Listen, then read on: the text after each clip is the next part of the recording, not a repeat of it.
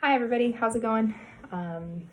One of the first examples that came to mind when I thought of a company that was rewarding results over behaviors was when I worked at a restaurant through college. I'm sure this happens all the time, but we had wine contests all the time. So our goals were to sell the most of not just wine in general, but a specific winemaker or a specific wine. Whoever sold the most that month would get a reward. What rewards would vary from a night at the winery or wine tasting or cash rewards or gift cards, whatever it was.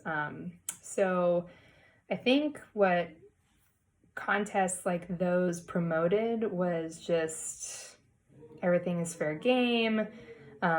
People would go through any lengths to make sure that they were selling bottles to these tables, which were not always the best, I think, for the guest in the end.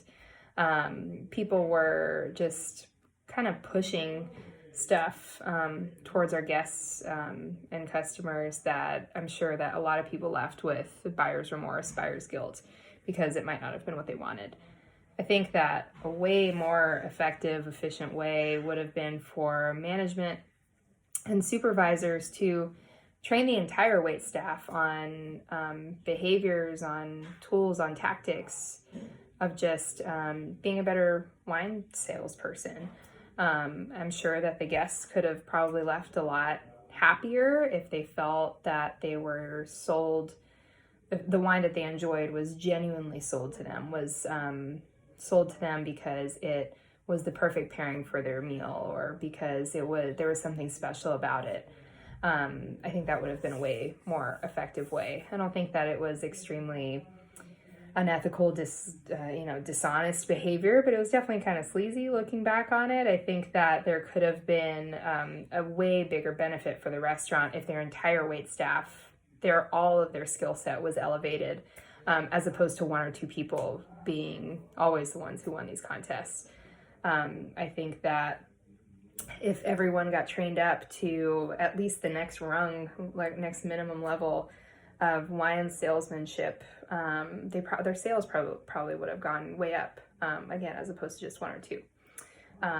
Anyways, that's my example that I always think back on that, especially in management now, with my staff, things like contests and things like that. Sure, they could be fun. I think there's definitely, I'm not against contests. I'm not against rewards and stuff like that. As long as it's, I think low stakes, I think is really important. We do attendance contests at the aquarium. So for our hourly staff, whoever comes the closest to guessing the attendance, but again, that's harmless. They get to pie a supervisor in the face afterwards. So it's funny. It's all in good fun. And again, low stakes. Nobody is being dishonest. There's no risk of unethical behavior. So I think that's my biggest takeaway. Any kind of reward or things like that would be focusing on the result, as long as it's low stakes and in good fun, that won't affect the entire team. Anyways, hope everybody has a good weekend and see y'all later. Bye.